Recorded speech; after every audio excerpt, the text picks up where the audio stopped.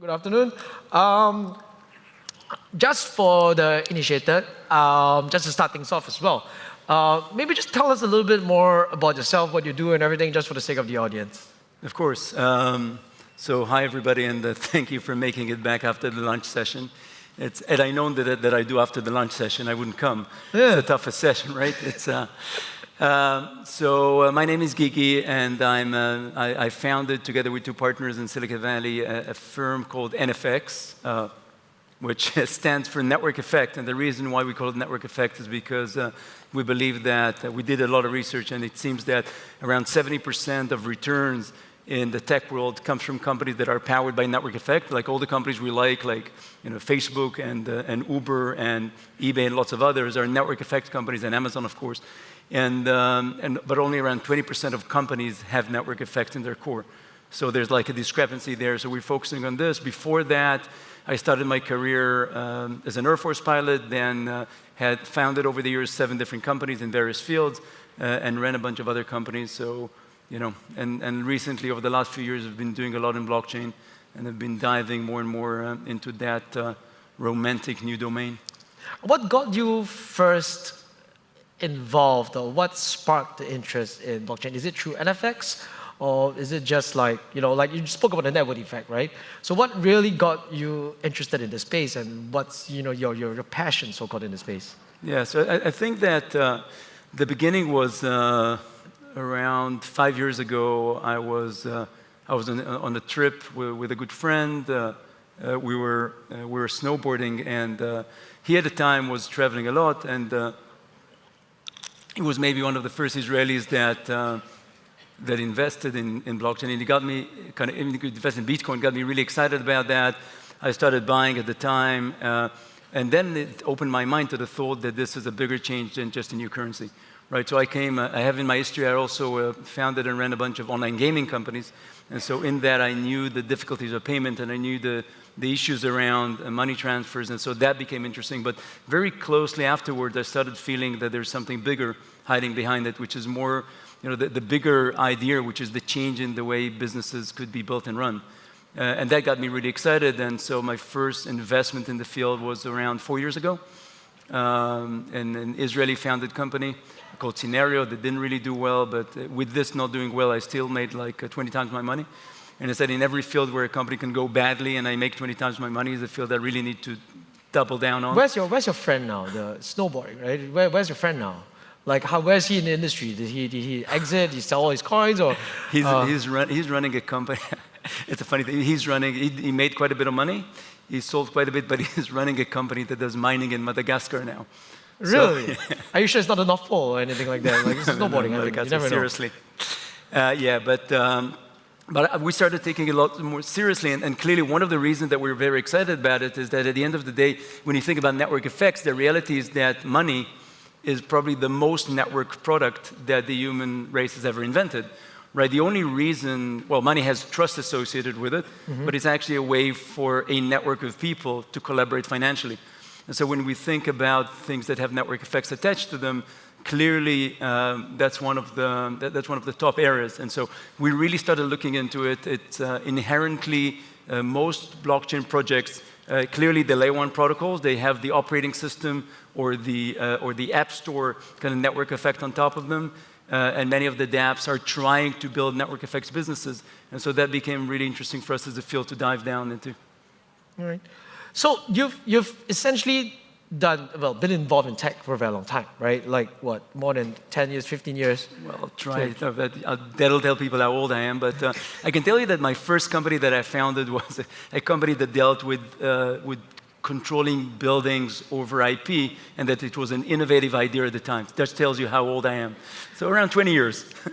Yes, right. So you've basically seen the evolution of the web. You've seen the evolution of mobile and everything like that.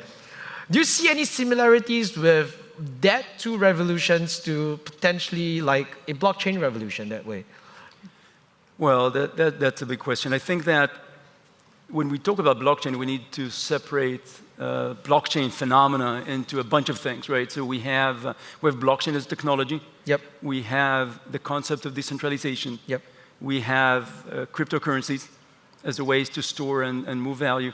And each one of them, and we have fundraising, we have mass market fundraising, right? Yep. So all these four, and each one of them is a totally separate thing. Yep. I think that, and we can talk about each one of them separately, and we're, in our fund, the way we look at it, we don't really care that much about fundraising as a blockchain thing.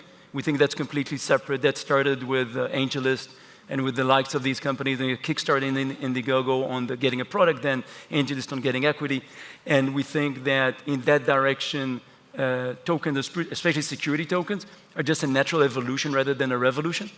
Meaning that it's quite clear, I don't know, people don't use it here as much, but in the Silicon Valley, when you invest in a company, I used to get paper certificates of shares. You don't get that anymore. What you get today is an email from a company called Carta, which is today the dominant player in giving you e-shares. They used to be called e-shares before. Yep. And it's only natural that from paper we move to centralized, and from that we're going to move to some decentralized manner of doing it, and it's going to give me more liquidity. So I think that's a natural thing. I don't think that's a place for startups. I mean, not a place to disrupt, because the incumbents are going to go there anyhow. So that's one thing. The thing that excites me the most, which I think is very similar to the way the web disrupted the world, is not necessarily the technology, because web was built on a core technology, but it could have been built in a different protocol. It would still work. But it's mostly the change it brought to the world. And so when we look at the internet, what it really did is that it brought people together. It created closeness that did not exist before. And many of the companies at the beginning didn't know how to harness that in a smart way. So we had all these ridiculous models. But by the way, many of them are showing themselves back today. Like one of the ridiculous models at the beginning of the internet was, here's a website, you come, you watch ads, and as you watch ads, you gain some money, and everybody's happy. Of course, nobody's really happy because the advertisers didn't want people to come because they get paid for watching the ads. And we're seeing the same thing today, of course, in blockchain ventures. I'm putting this aside. So people didn't know how to use that technology in a way that's going to change the world. And then eventually, over time, we started seeing companies that just evolved, basically. Exactly. I think we're seeing the same thing today with decentralization. So at the beginning, what people mostly tried to do was to take existing ideas, usually the biggest and best ones, and say, hey, all I'm going to do is I'm going to put them on a decentralized infrastructure, and they're going to be much better simply because they're going to be decentralized. But is it really going to be better? No, it's not going to be better just because it's decentralized, right? Especially not if you're going to go after companies that have huge network effects already in place, or scale effects or brand effects, and you can't really overtake them. So, everybody that said, I'm going to do Facebook better than Facebook because it's decentralized, or I'm going to do Uber better than Uber because it's decentralized, we know where all these projects went to. And it's for a good reason. And by the way, maybe it would have been a better thing to start Facebook decentralized, but once you have a decentralized Facebook and it's working, it's going to be very difficult to take it off. And so what we've seen in the internet is that over time, people invented new models, and these new models basically didn't just replicate the old world, but they created a new thing. And these new things is what made the internet what it is now. And the internet companies that are the most successful, what they are now, we're going to have to see the same thing in blockchain. Meaning that this is not about creating the same kind of companies on a new infrastructure. This is about thinking about new companies. This is about thinking about new ideas. Business models. New business models, where at the end of the day, these new business models are going to rely on being decentralized. They're going to rely on token economy. They're going to rely on the different philosophy of a tokenized business, or decentralized tokenized business, which is very different than the basic mentality and physiology of a centralized business. And that's what I'm looking for today. Or maybe some people are just looking at decentralization as just a way of just scaling up, making more money, finding alternative revenues, trying to remain relevant, right? They don't want to be left behind. Could also be that could also be the case. Do you see decentralization, to rephrase the question, do you see decentralization as even a viable business model? So let's look at what decentralization, let's break the word into pieces. So So when you look at what it means, at the end of the day, the one thing that excites me is basically there's two elements of decentralization that I really care about. The first one is that in many cases you're taking the power away from a central authority and you're giving it to the masses, or in other words, giving it not necessarily to the masses, but you're giving it to a smart contract, right? You don't need somebody to decide for you. You've programmed the system to decide. And that basically carries a lot of weight. I mean, I can't say a lot of bad things about Facebook because I sit on the Facebook advisory board.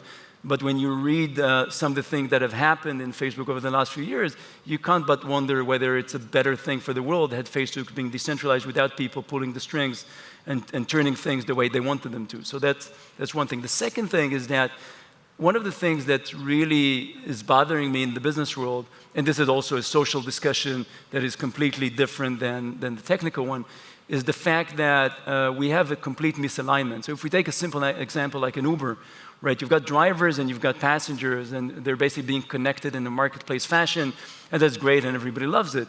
The reality, though, is that we have a third constituency, being the company, and that company has an interest to try and to suck as much value out of the system up till the point that it almost breaks. If you suck too much and it breaks, then the competitor comes in and wins. But you want to take as much value out of it, which means that the customers are going to pay as much as possible, and the drivers are going to get raked as much as possible, up to the point that the Uber shareholders are happy, and the system kind of maintains. But this is not really the way I would like the world to work, right? In a perfect world, what I want is I want a company that only wants one thing, which is to reduce friction as much as possible. Okay, what I really want as a consumer, what I really want as a driver, is an entity, or decentralized entity, that gives me the option to really make as much as I can, that really believes that, a company that really believes that the only way for this to work is if we reduce frequency to zero. How do we do that? By making payments as easy as possible, by taking as little rake as possible. The only way that this is possible is if you create a totally different set of incentive mechanism for the people that are working on it, right? The people that are actually writing the code. That's when the token model comes in. And that's a token model. Now, we're very far from getting this off the regulatory train wreck that we're at right now. And to be fair, regulators are also figuring things out as they go along as well, right? Yeah, completely. But I'm a big believer that this new model, if harnessed correctly, is a much bigger change than the technological change. It's a mental change, and there's some companies that we invested in Silicon Valley that are now running, they have a GMV or they have a volume on them of billions of dollars, where you talk to the founders and they say, had I started my company today, I would really have loved for it to be decentralized. Because what happens is that the way I built it now forces me at a certain point, when I'm trying to serve my shareholders, it forces me to not be great for the company. It forces me to not be great to the cause. If we could have done this decentralized to start with, would have been a better thing. And so I'm very hopeful that there are great founders. A lot of these people wouldn't be successful if not because of the shareholders as well, like centralized companies. So look, there's one elephant in the room in this world of decentralization which we need to tackle, which is the reason why people are eventually willing to accept an Uber is because they also want somebody to vet the drivers. They also want somebody that they can call and complain when something went wrong, right? So this is all true, and this is why the 30% rake, or sometimes more rake, is somehow acceptable. The reality, though, is that the way I look at it, in many of these products, you could solve that from the get-go. And you can really, it's true that, as an investor, I would say that I help all the companies I invest in. But the reality is that the way I look at it, I'm really a partner to the journey of the founders. I'm not, I help, but it's their company, it's their journey.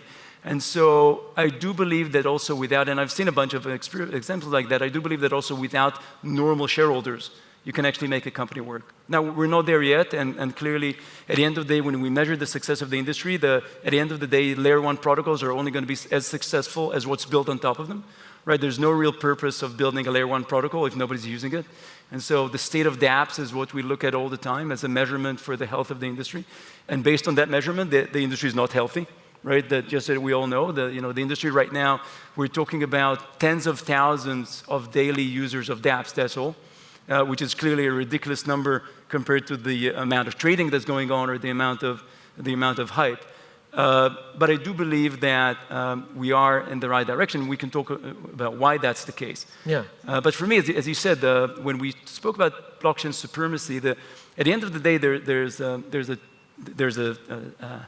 concept that not many people maybe know, which is called quantum superiority or quantum supremacy, which is basically the point in which quantum computing overtakes normal computing in performance. at least for part of the calculations or part of the fields. And this has been a very exciting area because we're at the beginning when we started talking about quantum computing, it was quite clear that that's never going to happen because it was all very theoretical. And actually 2019 is going to be the first year where quantum computer is going to be faster and better than a central computer in one type of computing.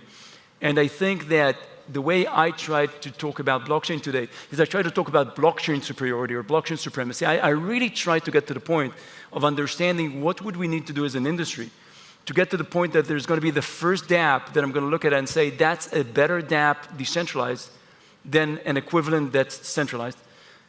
Now for that, a lot of things need to change. There's need to be a lot of understanding of infrastructure and scalability, right? It's, we're today in the day and age where to basically use your wallet in a dApp is still crazily complex. Yep. And you know, I call it my mother's test, right? If my mother can't use the dApp, then probably it's not ready yet. Not ready for the world. And my mother can't use any dApp yet. Yep. There's a lot of things around scalability. So I think that today, when you look at the numbers, so you know, you look at projects that raise hundreds of millions of dollars like Golem, and they're right now at around 400 nodes average a day, right? They want to be the largest rendering company in the world. They can't do that with 400 nodes. They need millions of nodes, right? So there's a scalability issue, and for that, I think I told you we incubated a company called Tectonic that's going to go out of stealth soon, which is basically trying to solve that off-chain nodes scalability issue.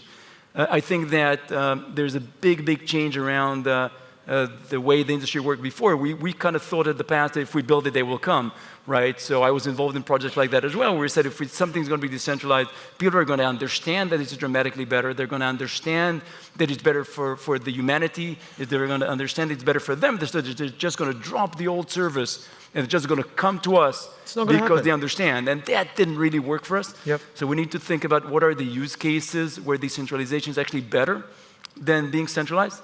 And I think we also need to stop, and this is a comment for me as much as it is for everybody else, we need to stop chasing the projects that say, I'm going to be Uber only decentralized, right? So we need to remember that just like there has been hundreds of competitors to Ubers and others that failed because of the network, because of the massive network effect that's already in place, right? And if you want to understand the power of the network effect, you need to look at Craigslist in the United States. You guys hardly use it here, but Craigslist is probably the worst website in history. It is the website with the worst UX ever. It's been around for ages with literally no change, and it's still very strong because it's got a it's almost an icon. Actually. Yeah, because it has the local network effect, which means that if I hate it, but if I want to sell my bicycle, that's the only place that I can put it that I know there's going to be many buyers. And if I want to buy a bicycle, that's the only place I go to because I know there's going to be many bicycles to buy. So I look at it and say, that's ugly, that's horrible, but I would still do that. And so we've got to stop trying to use blockchain as a way to solve competing with huge existing network effect defensible businesses and start thinking out what is the next layer of business. So for example, I was, give some examples of like, what's the next, like what do you call the next layer of business? So first of all, if I knew, I wouldn't tell you. I would just do it. But in general, I think that one of the things that would have, for example, got me incredibly excited is if the next generation of transportation, for example, Lime and Bird, instead of building themselves as central company, would have built them as decentralized companies, right? So if you think about it, you could have built Bird as a decentralized company in an interesting manner. The only question is, and when I spoke to the founders, one of the things is that, they eventually thought about it a little bit, and that didn't happen because the ICO funding was kind of going down, and people were feeling that it's problematic. But if you could do that, and if you could raise a lot of money for that project, and specifically in their case, you could also let people basically put out their own scooters out, and tokenize their own scooters. There is potential that a company like that could have been built decentrally from day one. Now, we don't see many people doing that yet, but this is one idea where a totally new idea, which could be done centrally, could also have been done decentralized, and that could have been one of the first big ones. Could it be simply a case that there are still people founding startups in the current day? Right, every day there are people coming up with new ideas, new startup ideas, call it disruptive ideas or whatever it is. Don't really believe in the word, but is it a simple case whereby? And you mentioned that all these problems with like mass adoption and everything. Could it be a simple case that just people just didn't think about it. Like, if they build a tech company now, it's like they wouldn't think that, instead of doing it from a traditional centralized manner, I should be thinking of decentralized. Is it simply a case where it's a lack of understanding? So I think that so first of all, I've seen, we have a layer of AI on top of all the data that we get from all the companies that come to us. So we do a lot of analysis on top of it. And we get kind of hundreds and hundreds of companies a month from Silicon Valley and Israel and other parts of the world. And interestingly enough, we have this measurement of the quality of the founders that are coming for every field. And of course, quality of founders is not the best predictor, because at the end of the day, you get people that didn't do anything before and they're building multi-billion-dollar companies, but it's a good starting point. And what we're seeing, we have seen, at the beginning, we saw a huge increase in number of founders that are going for blockchain ventures. And then what we've seen, basically there's been a decline again, but we've seen an increase in the quality of the founders. And so I'm kind of hopeful that we have 6 months from now a bunch of companies that are going to go live, or that are going to go to a more mature stage, where great founders that really came to start businesses are going to come out with ideas. I think that you basically came to start businesses, not write white papers. Exactly, and I think that one of the things that we have in our industry, which in the blockchain industry, which really needs to change, is the perspective that you raise money as your business. And I think that one of the biggest maturity points that I'm starting to see, and I'm happy about, is that I no longer see companies that come and say, I have a deck, I have a white paper, I have a light paper, I have a green paper, I have a red paper, and so give me money, and then one day we'll start building it. And I think that there is a reason why venture has evolved the way it is, and there's a natural evolution that took tens of years to get to the point of understanding that you come with an idea. When you come with the idea, that gives you some validity to get some money, which then gets you to the next proof point. And I've seen people that have tried to bake that into kind of token investing, where you raise the money, but it only gets released slowly over time as you meet milestones, which is, let's say it's okay, but then it's kind of counterintuitive for you as the founder to want to do that, because if you're really successful, then your valuation could go up more than what you can negotiate. Overvalued, basically. I'm sorry? Overvalued. Exactly. And so I think that we are seeing now valuations go down to normal venture valuations. We're seeing terms that used to be crazy go down to normal terms. We see founders that are not asking anymore for $150 million in day one, simply because that's what the right thing to ask for, because you can. But people that are coming and saying, here's my next milestone, and that's what I want. And more than anything, the thing I'm proudest of the industry is that I no longer almost ever see somebody coming to me without starting to build anything, right? And if you want to raise money from any of the top investors in the field right now, then the theory that you can raise money before you started coding is no longer in existence. And in venture, by the way, in kind of Silicon Valley and Israel venture capital, that has been the case now for probably 10 years, right? You cannot come and raise money based on a presentation, because it's so easy to start coding today that if you didn't start coding, there's something wrong. If you didn't start coding, it means either you're not passionate, or you're not serious, or you don't have the skills, or you're too busy doing something else. All of these are good reasons not to invest in you. Yep. And so, this is now caught up also with the blockchain industry, which I'm very glad about, because I think that that's also going to save a lot of people a lot of time running around after fundraising when they really don't have a good idea, or they don't have anything valid, which is actually for their benefit as much as it is for the investors' benefit. So validation, basically this whole sequence of events adds a lot of, as a validation point. Suddenly, it's back again, right? That in the past where, okay, just using Southeast Asia as an example, where people will start asking like, fine, you have an idea, where's your MVP? Where's your users? You build it first, right? Like, don't come ask me for money first, build something first. So the reality is that there's a theory in venture that says that when you revolutionize one thing in a business, try to make sure that everything else is constant. Because if you try to revolutionize on too many fronts, it becomes too difficult. It also becomes very difficult to understand what really made the difference. And so when we try to revolutionize something as big as the philosophy behind the venture, right? We're trying to revolutionize the way you fundraise and the way you compensate investors and the way you work. We try to revolutionize something so big, try to make everything else constant. Meaning there is something that's been proven already as the right flow of raising money, proving initial, raising more money, growing your team, scaling up. There's different stages. There's a lot that's been written on it. Really, there's no reason to try and change that when you're already trying to revolutionize something so big. And I'm trying to tell people, look, you don't need to reinvent everything. right? Usually in blockchain companies, you're trying to really reinvent something big. You're taking a field and you're saying, I want to reinvent, I want to revolutionize something. Try to keep everything else constant, because otherwise it just becomes too difficult for you as a founder and for people that are trying to help you. True, agreed. I just want to go back, so back to the main theme, and we're really talking about it, and all these are fundamental points, but you recently published a blog post, essentially, on Medium, if I'm not wrong. No, on our own website. Oh, your own website, sorry. On your own website. Oops. The thing here is that, what I want to know is that you listed out, like, I think you published it, like, almost, like, immediately after the first crash, right? Like, 2 weeks ago or something. Correct me if I'm wrong. Yeah, I don't look at, guys, I have a rule that I try to not look at the market cap of any tokens, because I think that is the wrong way to look at the long-term investing perspective right now. I think that we have this mixed concept that the price of cryptocurrencies represent the state of the industry, and I think that represents two completely separate things. And I think that for the health of the industry and for the health of investing in this field, we really need to separate these two. And I think that many investors are finding out that running a hedge fund is much tougher than running a VC on one thing, which is how transparent and visible everything is, right? So I have lots of good friends from Silicon Valley that invested in top token projects, and they thought it's going to be okay. The reality is that when you invest in a top project in the normal world and then there's a downturn, people just don't see it. Right, because the company is still alive, it's still running, it still has money for like 18 months.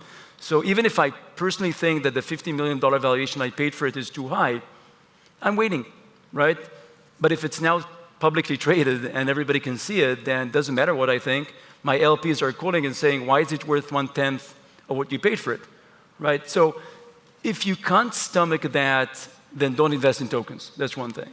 Second thing, if you're a token company and you don't yet have a running product, hey man, don't put it out for trading, right? Because you're going to get everybody upset and there's really no point. And the last thing you're going to have is you're going to have any real utility to it, because by the time you're going to reach the utility, there's going to be too much arbitrage around it and too much bad blood around it that the chances of you reaching real utility around your token are very low. So that's both of these. And then as I think about it, at the end of the day, you really need to go back to basics. You really need, if you want to build a company, you build a proper company, you think of it, and the fact that it's a token company doesn't change anything else. You need to think about the value, you need to think about the value for the customers, you need to think about the ease of use, you need to think about UX, you need to think about how to build your network effect, you need to think about how to build your scalability. And the fact that you're using token is not going to magically solve anything else. At the end of the day, it's still all about building a business. Yeah, it's all about building a business. And if we want this industry to remain a sustainable industry, we need to stop thinking about crypto prices and start thinking about value bringing.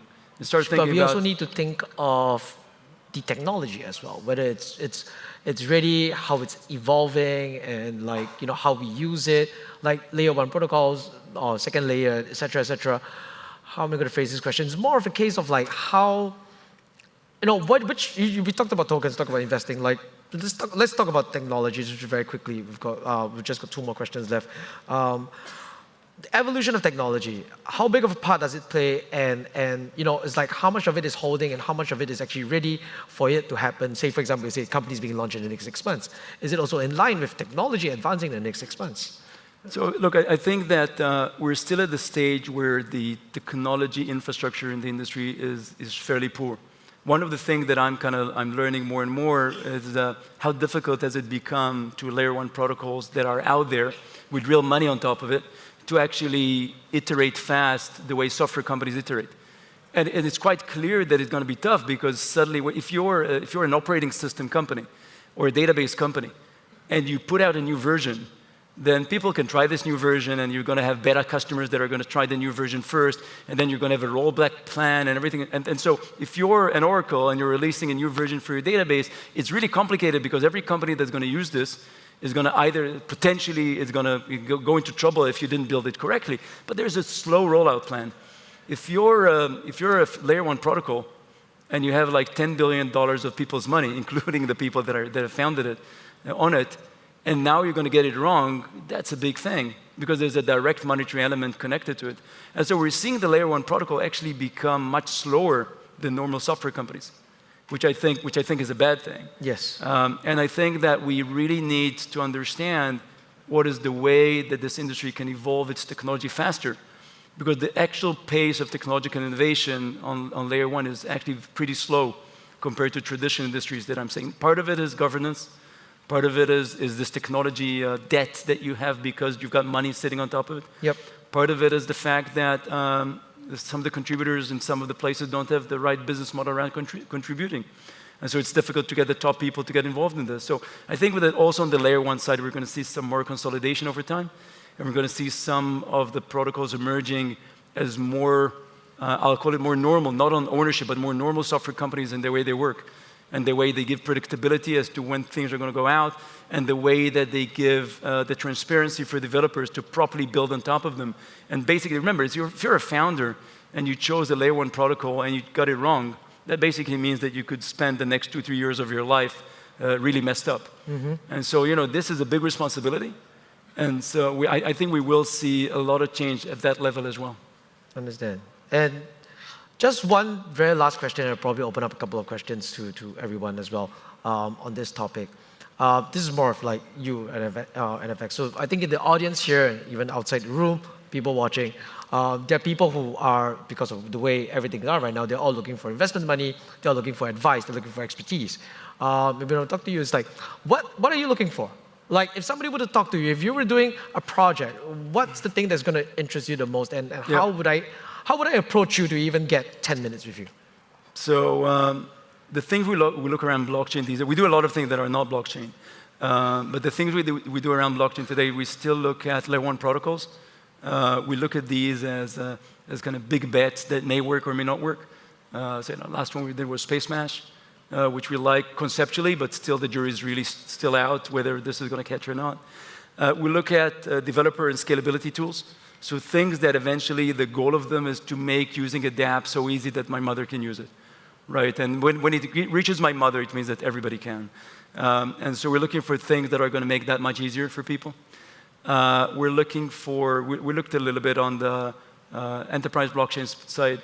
So basically trying to understand what are the use cases in enterprise that are relevant. We looked at a lot of things around shipping and shipping documents. We looked around supply chain.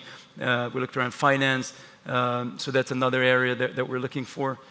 We really don't do right now, or we haven't done literally in the last couple of years, any dApp that's just a dApp, right? We wanted to see something that's really revolutionary in the way it looks. So we're open to looking at them, but we haven't seen anything exciting in a while now. Do you think it'll come from Asia? It could come from Asia. It could come from everywhere. I don't know. Look, the interesting thing about blockchain, that there was a period of time where I was very hopeful that because of the way funding around blockchain went and because of the regulatory difficulties that the main jurisdictions were putting on tokens, there was a minor point in time where I thought that this could be the beginning of the break of Silicon Valley. Right, and Silicon Valley, for those of you that don't know, is essentially a network effect of its own, meaning that you've got all these nodes in the network, the investors, the founders, the large companies, the small companies, universities, lawyers, accountants, co-working spaces, and when you put it all at the right density, the magic happens, which means that if you throw a founder with a good idea in Silicon Valley, the same person with the same idea in Silicon Valley has around a 10x chance of creating a successful company compared to dropping them in Prague, in the Czech Republic. Or in whatever, or in Jakarta, or somewhere else. Yep. And the reason is that they're more likely to find founders, they're more likely to find lawyers that understand startups, they're more likely to find talent. To find talent, they're more likely to find people that work in a large company that's in the field. And so, for years now, people tried to break that with no chance or very little success. And I kind of thought for a while that it could be that because of blockchain funding and because of blockchain regulatory challenges, we're going to see hubs develop in other places. So far, sadly, I have to admit that over the last year and a half, what we saw is actually a return of top talent into the main hubs. So, we see it now in Israel, we see it now in Silicon Valley. I'm not sure it's going to stay like that, but there is still a window of opportunities to create a stronger tech community around blockchain in Asia, which I think, if I'm government, I try to encourage this as much as possible, because again, getting a any locale which is not already up and running to compete on core internet or to compete on core technology in fields where Silicon Valley, Israel, and London are already strong. That's very difficult. But if you get blockchain and you can embrace it, then I would really recommend to governments to do that, because that's the first chance in the many years. That and synthetic biology are basically the two areas where governments can today support the creation of new hubs better than ever before. Interesting. All right. Before we wrap up, does anybody have any? As to how to get to me, you asked? Yes. So we've one of the things we do in our fund is that we have 10 software engineers that build tools for the industry. We give them for free. One of these tools is called the Company Brief. It's thecompanybrief.com. It basically allows you to upload your deck and then answer a few questions if you want, that basically become the perfect unit of showing your startup. And then you can use that like DocSend to send it to other people, to send it to investors. It's a private sharing network. You can also connect your Gmail, or we create for you a social graph that shows you what's the best way to get to the top investors. If you go to the Company Brief, through the Company Brief, you can always send me your companies. My email is gigi@nfx.com, so gigi@nfx.com. And the best way is to basically build your Company Brief. It's always free. We don't look at your data. It's only for you. And then once you build it, send it to me, and I promise that I'll get back to you really quickly. Thank you very much. Does anybody have any questions or anything for Gigi? Calling once? Calling twice? There's somebody there. Oh, sure. I'm curious, Boyd Cohen from IOMOB. I'm curious your thoughts about sort of the shift in the token model and from an investment perspective, and particularly what you're seeing or what you think you will be seeing more around hybrid investment models. So instead of just pre-selling tokens at a discount, you offer upside with equity in the operating entity, or sort of shifting models around fundraising for blockchains. Yeah, so the reality is that I'm seeing all kind of hybrid animals these days with the weirdest combinations possible. So I don't think there's any combination that I haven't seen the last few months. The way I look at it, if we look at, you've got utility tokens and security tokens, although we've got to all remember that these are our industry's definitions, right? The regulators have not yet agreed that these are the two entities. But when we look at utility tokens and security tokens for me are definitely a thing to stay. It is only natural that if I get today a digital representation of my shares, it could tomorrow be a token instead of a line in the database of Carta, right? That doesn't make any difference. Well, it doesn't make any difference conceptually, just make a technological difference, which is supposed to be better for me as a shareholder. I also think that the kind of interesting models around security tokens, where you can say this is a token for a % of revenues versus a % of profit, I think all of this flexibility makes perfect sense, and we're definitely going to see that. And that's not a question from my perspective. I think that on the utility tokens, sadly for me, sadly because I truly believe in the philosophical change they bring to business, I think that regulators are going to be tougher on those for a few more years to come. However, I don't think that the door is going to be shut completely. I think that when we will see any mass adoption, the regulators, what I'm very happy to say is that everywhere I speak to regulators around the world, I see a lot of desire to enable, well, control, because they don't want the ante from Oregon, Maine, or somewhere to lose all of her savings on blockchain, on ICOs. But I see a lot of desire to enable, and so I do believe that this will come back over time for good projects, maybe for vetted projects. It will be different. There will need to be KYC. There will need to be some sort of AML. There will probably need to be some sort of accreditation so that, again, people will not end up investing in something that they should invest in general.